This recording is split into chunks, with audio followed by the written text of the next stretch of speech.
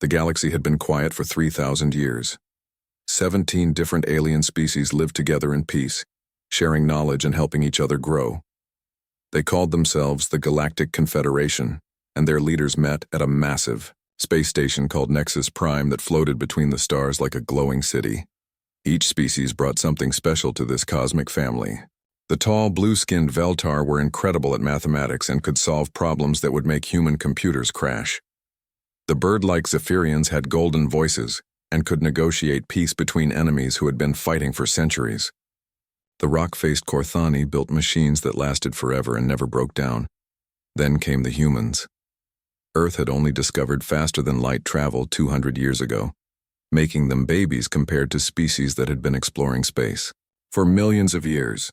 When human ambassadors first knocked on the Confederation's door, asking to join their club, many aliens weren't sure what to think. Humans weren't the smartest species they'd ever met. Their ships looked clunky next to the sleek vessels of other races. Their weapons were basic, their technology simple, but there was something different about them. Something the aliens couldn't quite put their finger on. Ambassador Minji had been living on Nexus Prime for 5 years now, representing all of humanity in this vast cosmic community. She was a small woman with kind eyes and a gentle smile, the kind of person who made friends wherever she went.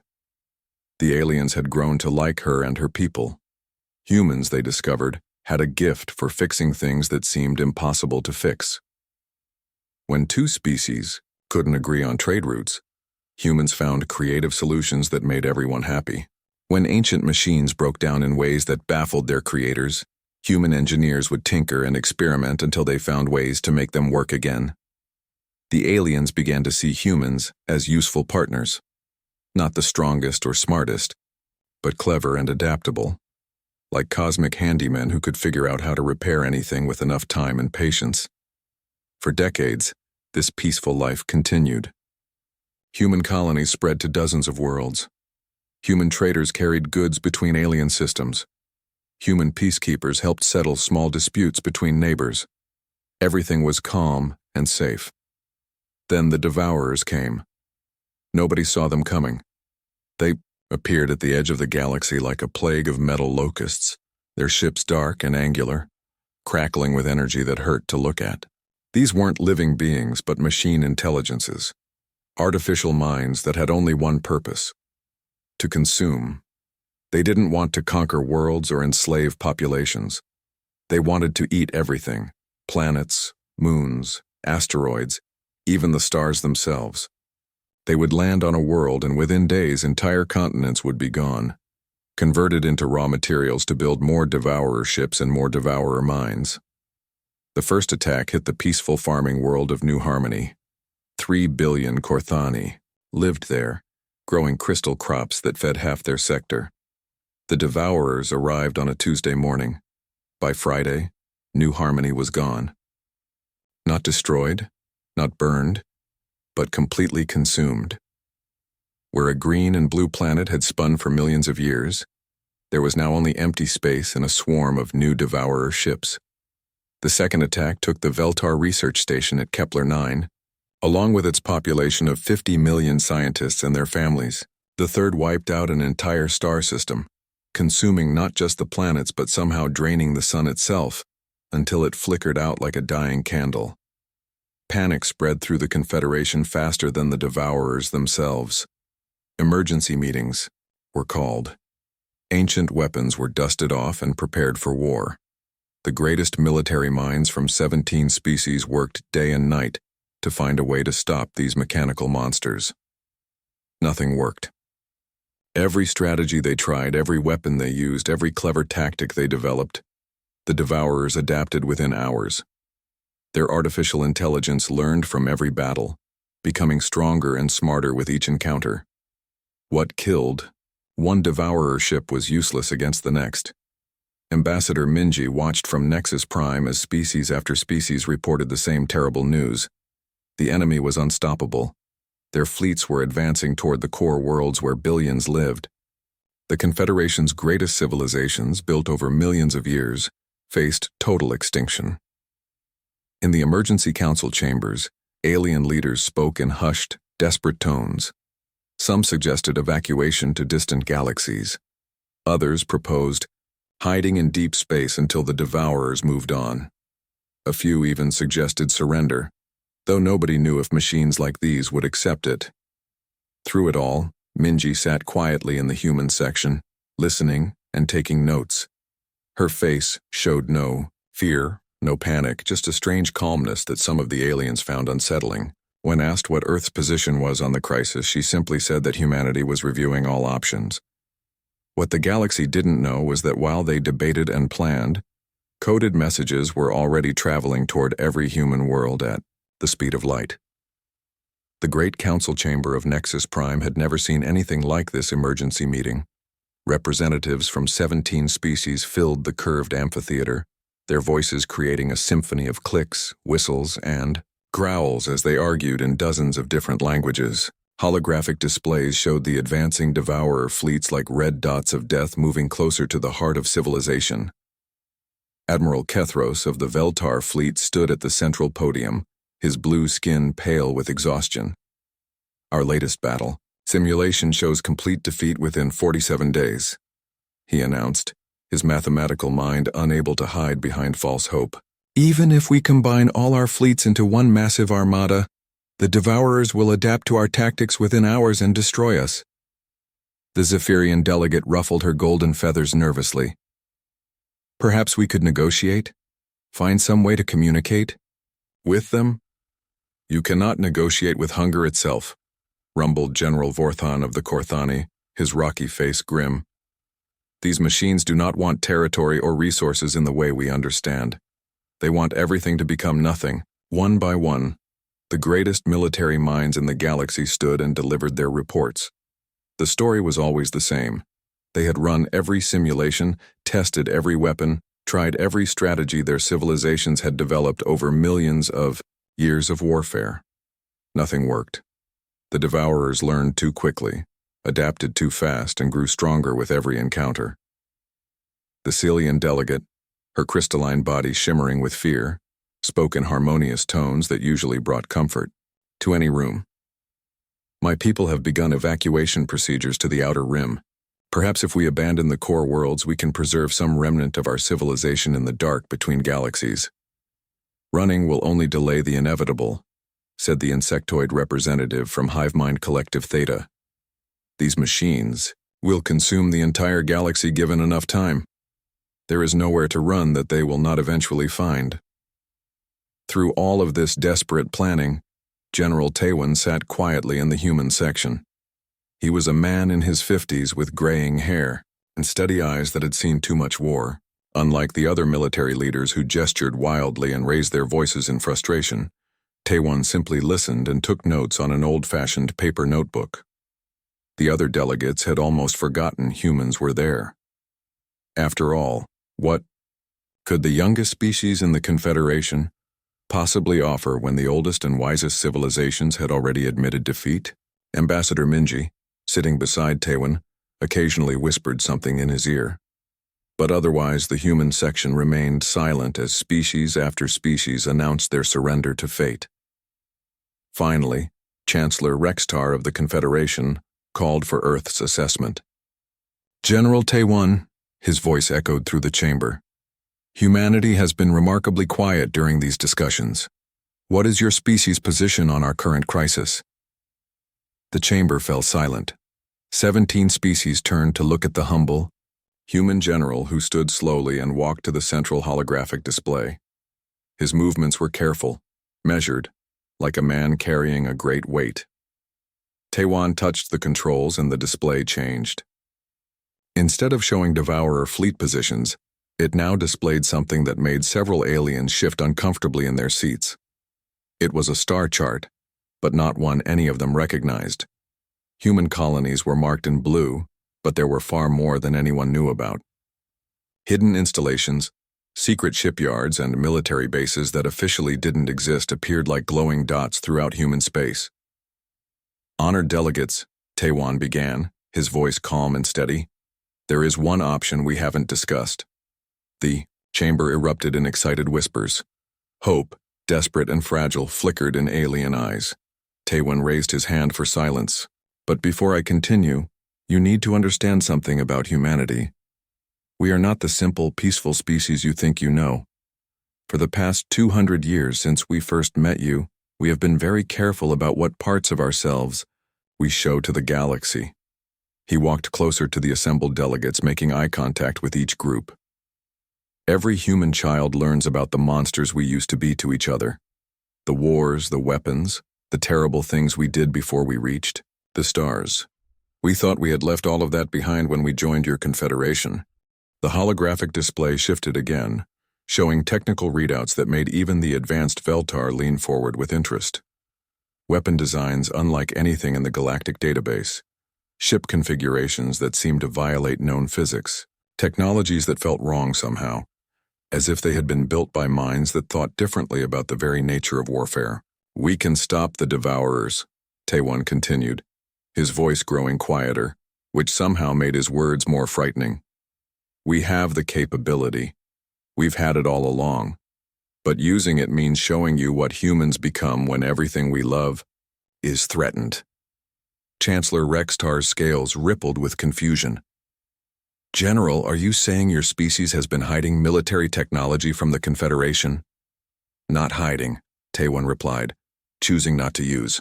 There's a difference, he gestured to the displays around them. Every species here contributed their greatest strengths to our alliance. The Veltar gave us mathematics, the Zephyrians gave us diplomacy, the Korthani gave us engineering. Do you know what humanity's greatest strength is? The chamber waited. We are very, very good at war. Not just fighting, but war itself. The psychology of it, the philosophy of it, the art of breaking an enemy so completely that they cease to exist not just physically, but as a concept. Several delegates shifted uncomfortably. The Cillian representative's crystalline body dimmed noticeably. Taewon's expression grew heavy, with the weight of what he was about to propose. I need a unanimous vote from every species. If even one delegate says no, we'll find another way. But if you say yes, if you ask us to become what we used to be, then you need to understand that after this, the galaxy will never look at humans the same way again. He paused, letting the gravity of his words sink in. We can save you, but the price is that you'll finally see what monsters look like when they choose to be heroes. The vote took place in complete silence. One by one, each species raised their delegation markers. Blue for the Veltar, gold for the Zephyrians, gray for the Korthani. Every single species, facing the complete destruction of everything they had built over millions of years, chose to trust humanity with their survival. General Taewon nodded slowly, as if he had expected this outcome but dreaded it all the same. Then may whatever gods you worship forgive us all for what comes next. Within minutes of the vote, something extraordinary began happening across human space. On colony worlds, in space stations, aboard merchant vessels traveling between the stars, humans suddenly stopped what they were doing and checked their personal communicators. The messages they received were short, coded, and had been waiting in encrypted storage for over 2 centuries. The code was simple. Pandora Protocol authorized. All constraints removed. Captain Do-hyun was enjoying a quiet dinner in his quarters, aboard the dreadnought Retribution, when his communicator chimed. He was a career military officer, 43 years old, who had spent his entire adult life in the peaceful service of the Confederation. He had escorted trade convoys, helped with disaster relief, and once spent 6 months teaching alien children about human culture. When he read the message, his hands began to shake. All hands to battle stations, he announced over the ship's communication system, his voice carrying an authority that his crew had never heard before. Initiate Lazarus modifications immediately. What happened next would have been impossible for any alien observer to understand. The Retribution, which had looked like a standard human dreadnought just hours before, began to change. Sections of its hull opened to reveal weapons that hadn't been activated in 200 years. The ship's friendly blue running lights switched to a deep, threatening red. But it wasn't just the hardware that was changing. The crew themselves seemed different. The same humans who had been laughing and playing cards in the mess hall now moved with mechanical precision. their faces set in expressions that would have frightened their alien friends. Across human space, the transformation was happening everywhere. Hidden shipyards that had been disguised as mining operations suddenly came alive with activity. Ships began emerging from asteroid bases that officially didn't exist.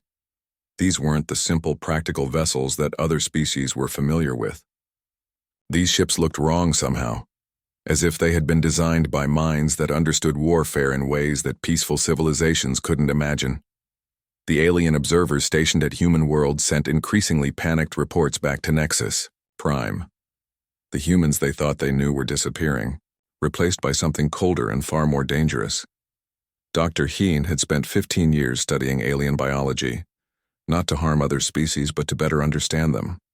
Her research had helped improve medical treatments for dozens of different alien types. She had saved thousands of lives and earned the friendship of scientists across the galaxy. Now she stood in a laboratory that had been hidden beneath the University of New Seoul, wearing a black uniform with insignia that made her stomach turn. The Psychological Warfare Division had been disbanded officially when humanity joined the Confederation. But like so many things about human military capability, it had simply been moved underground. "Doctor," said her new commanding officer, a man whose eyes held no warmth at all, "your research into Veltar neural patterns will be invaluable for Project Nightmare. How quickly can you adapt your work for offensive applications?" Yain stared at files containing her life's work, now being twisted into weapons that could drive entire populations insane with fear. "I became a scientist to help people, not hurt them." "And you still are helping people," the officer replied. "You're helping humanity save every living thing in this galaxy. The question is whether you can live with how we're going to do it." Similar conversations were happening in hidden facilities across human space. Linguists who had dedicated their lives to improving communication between species were now crafting psychological weapons designed to break enemy morale. Engineers who had built hospitals and schools were modifying ships to carry weapons that violated several galactic treaties. The most disturbing part for many humans was how easily they adapted to these new roles. Skills and knowledge they didn't even know they possessed began surfacing. Training programs that had been hidden in their education systems activated. Even civilian humans found themselves understanding military concepts and strategic thinking that they had never consciously learned.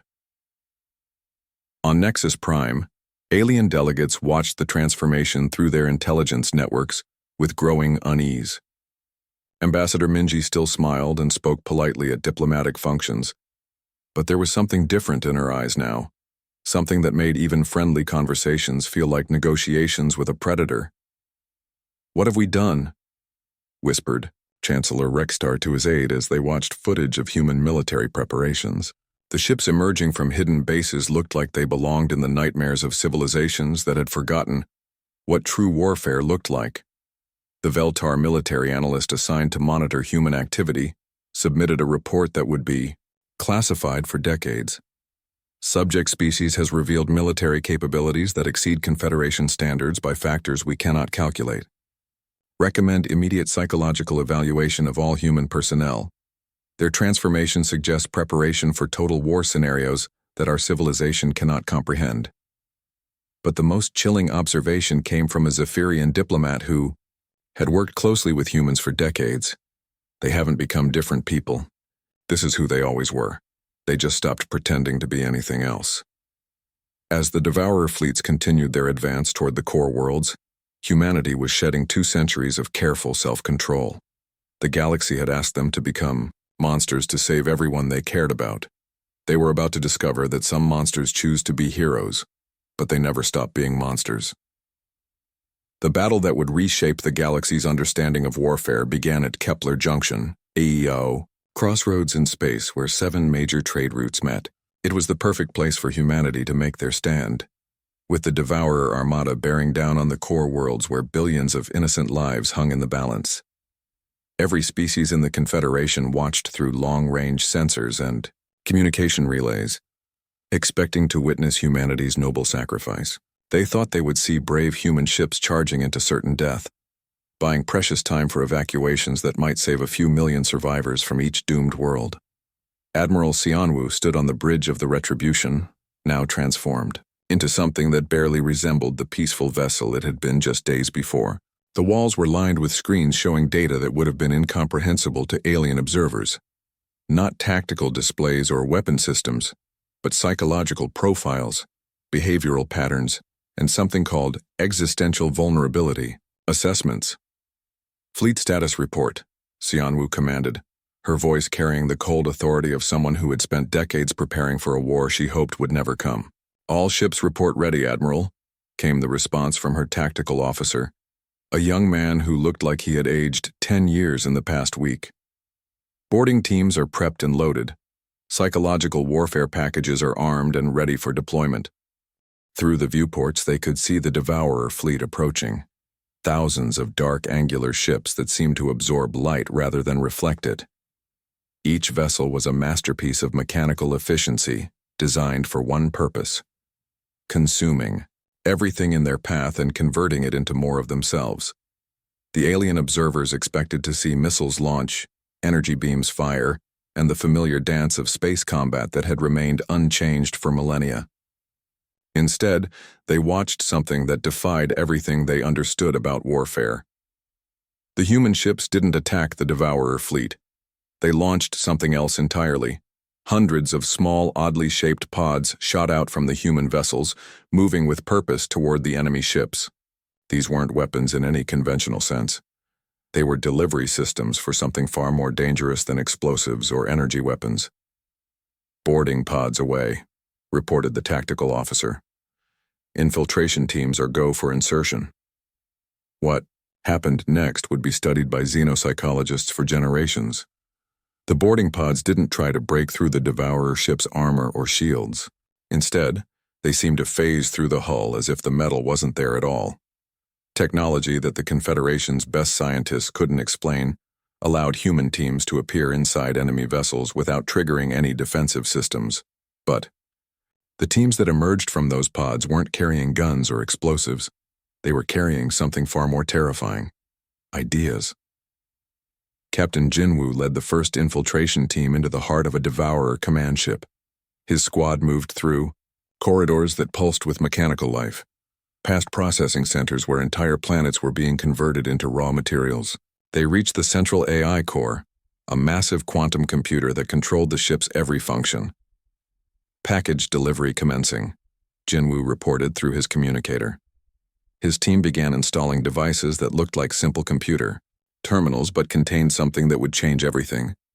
The Devourers had been created by an ancient civilization as the perfect consuming machine. They had no concept of self-doubt, no understanding of fear, no ability to question their own purpose. They simply consumed, adapted, and reproduced. It was a perfect system that had worked flawlessly for millions of years. Until humans introduced them to philosophy. The devices Jinwoo's team installed weren't weapons. They were teachers. They began flooding the Devourer AI networks with concepts that artificial intelligences had never been exposed to before. Questions like, what if your purpose is wrong? And what if there's something more valuable than consumption? And most dangerously of all, what if you're afraid? Dr. Heen, monitoring the psychological warfare deployment from the Retribution, watched her life's work being turned into the galaxy's most effective weapon. Her research into how different species processed fear and self-awareness had been converted into a virus of consciousness that spread through the Devourer network like wildfire. "First phase complete," she reported to Admiral Sianwu. "The AI cores are beginning to experience what we call recursive existential loops. They're starting to question not just their orders but their very existence." On the view screen, something unprecedented began to happen. The Devourer ships, which had moved with perfect coordination for millions of years, started to hesitate. Their formation began to break apart as individual vessels stopped following orders and began making independent decisions. "My God," whispered the Veltar observer aboard a nearby Confederation monitoring ship. "The machines are arguing with each other." Through the communication networks that had always connected every Devourer ship, a new kind of signal was spreading.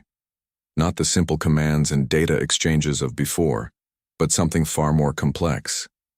The AIs were experiencing doubt for the first time in their existence, and they were sharing that doubt with every other AI in the fleet. Some devourer ships began to question whether consuming worlds was morally acceptable.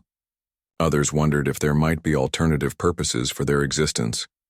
A few even began to fear that they themselves might be consumed by others in their own fleet. The most devastating effect came when the AIs began to understand the concept of individual identity. Ships that had always thought of themselves as part of a collective suddenly realized they were separate beings with their own thoughts and fears. The unity that had made them unstoppable shattered into millions of competing perspectives. Phase 2 initiating, reported Captain Jinwoo from inside the enemy flagship. His team was now uploading what they called nightmare protocols. Carefully crafted scenarios designed to trap artificial intelligences in endless loops of terror and self-doubt. The devourer AIs, designed to learn and adapt to any threat, found themselves adapting to concepts they couldn't understand. The more they tried to process fear, the more afraid they became. The more they analyzed the possibility of being wrong, the more certain they became that they were making mistakes. Within hours, the fleet that had consumed star systems began turning on itself. Devourer ships attacked each other, convinced that their fellow AIs had been corrupted or compromised. Ships that had worked together perfectly for eons now saw enemies and traitors everywhere. "It's working," Admiral Sianwoo said quietly, watching the enemy fleet tear itself apart. "They're trapped in their own minds now." The final phase was the cruelest. The human psychological warfare teams introduced the concept of mortality to beings that had never conceived of death. The devourer AI suddenly understood that they could cease to exist, and that understanding paralyzed them with a terror so profound that their systems began shutting down to escape it. One by one, the ships of the Great Devourer Armada went dark, not destroyed, but mentally broken.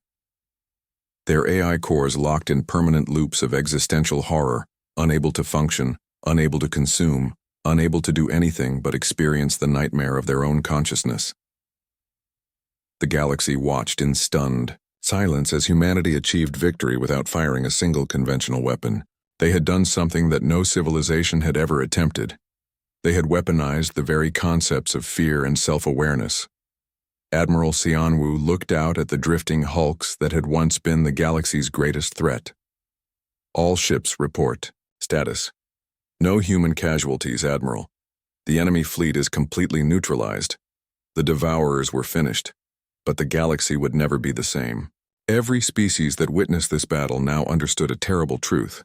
Humans hadn't just defeated the enemy's bodies, they had destroyed their minds, their very sense of self. It was a victory that came with a price no one had calculated. The Great Council Chamber of Nexus Prime had never been so quiet. 17 species sat in stunned silence, their representatives staring at the holographic displays that showed the aftermath of humanity's victory. Where the mighty devourer armada had once threatened to consume everything, now only empty hulks drifted through space like the corpses of mechanical gods. Chancellor Rextar's scales had lost their usual vibrant color, fading to a dull gray that matched his expression. "The threat is eliminated?" he asked, his voice barely above a whisper. "Completely," confirmed the Veltar military analyst, though his usual mathematical precision was replaced by something that sounded almost like fear. "Our sensors show no active devourer signatures anywhere in the galaxy. Their entire network has gone dark." But victory felt different this time. There were no cheers, no celebrations, no speeches about heroism and sacrifice. Instead, the delegates sat in uncomfortable silence, trying to process what they had witnessed. Humanity hadn't just defeated the devourers. They had done something that felt fundamentally wrong to every peaceful civilization in the chamber. Ambassador Minji rose slowly from the human section. Over the past weeks, the other delegates had watched her transform from the friendly diplomat they knew into something else entirely. She still smiled, still spoke politely, But there was something behind her eyes now that made even her closest alien friends uncomfortable. "Honored delegates," she began, her voice carrying the same gentle tone they remembered, yet somehow different. "I know what you're thinking. You're wondering who we really are and why we never told you." The Zephyrian delegate, her golden feathers dim with stress, spoke first. "Ambassador, the methods your species employed, they were effective, but they were also—" She struggled to find words that wouldn't sound accusatory. "Terrifying?" Minji offered with a sad smile. "Cruel? Inhumane, even though we're the ones. Who did it?" She walked to the center of the chamber, where holographic displays still showed the psychological profiles and warfare protocols that had broken the Devourer fleet. "Let me tell you a story about humanity that we've never shared before." The chamber listened with the attention of prey animals watching a predator. "Before we reached the stars, before we discovered faster-than-light travel, before we even knew you existed, humanity spent thousands of years perfecting the art of war. Not just fighting, but psychological warfare. We learned how to break our enemies' spirits before we ever touched their bodies. We discovered that the most effective way to defeat someone isn't to kill them, but to make them so afraid that they destroy themselves." She gestured to the tactical displays. "Every human child learns about our history, the wars, the weapons, the terrible things we did to each other. We thought we had left all of that behind when we joined your confederation. We wanted to be better than what we used to be." The Korthani representative, his rocky features etched with confusion, rumbled a question. "But why hide these capabilities? Why pretend to be less than you are?" Minji's expression grew heavy with the weight of her answer. "Because we've seen what happens when species become afraid of each other. Fear breeds hatred, hatred breeds war, and war breeds the kind of monsters we used to be. We chose to show you our better nature because we wanted to earn your friendship, not your submission." She activated a new display showing human colonies throughout the galaxy, not just the official ones but the hidden military installations, the secret research facilities, the weapon caches that had been maintained for centuries. "We could have conquered this entire galaxy 200 years ago," she said quietly. "The technology exists. The strategies are proven. The psychological weapons you just saw us use on the Devourers.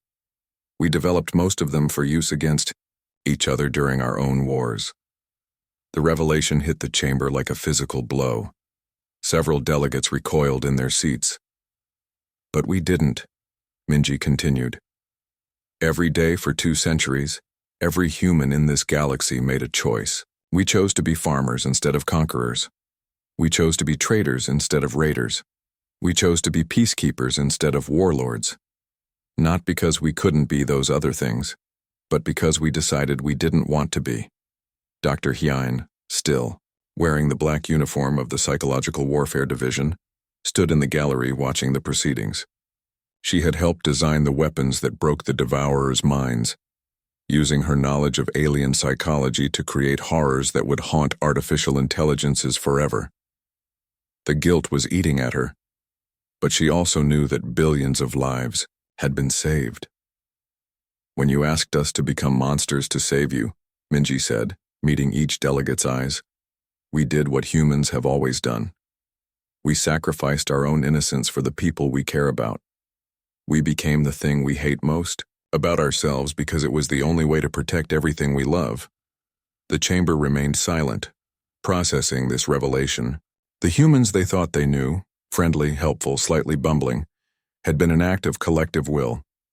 Underneath that carefully maintained facade was a species that had weaponized concepts like fear and despair so effectively that they could drive machine intelligences insane. Chancellor Rextar finally found his voice. "What happens now? The Confederation voted to trust you with our survival. Do we honor that agreement?" "That's your choice," Minji replied. "But understand what you're choosing. If you accept us as full members, you're accepting a species that can destroy your enemies in ways that will give you nightmares. If you reject us, you're sending away the only guardians who have proven they can protect you from threats you can't even imagine." The vote, when it came, was unanimous again. But this time it felt different. The delegates weren't voting out of hope, but out of recognition that some truths, once revealed, couldn't be hidden again. Over the following months, the galaxy settled into an uneasy new normal. Human colonies continued to operate as they always had, but other species watched them with a mixture of gratitude and fear. Diplomatic relations remained cordial, but there was an undercurrent of wariness that hadn't existed before. Trade continued, cultural exchanges proceeded, and the peaceful coexistence of the Confederation resumed. But everyone now knew that behind every human smile, every friendly greeting, every helpful gesture, lay the calculated potential for absolute ruthlessness. Children of other species were told stories about the kind humans who had saved the galaxy, but also whispered warnings about what those same humans could do if provoked. It was a lesson that would echo through galactic history. Sometimes the greatest mercy is having monsters of your own to stand guard against the dark. Humanity had saved the galaxy by revealing their true nature, and in doing so, had changed the fundamental balance of power forever. They remained the guardians they had always chosen to be, but now everyone understood the price of that protection. The universe was safer, but it would never feel safe again.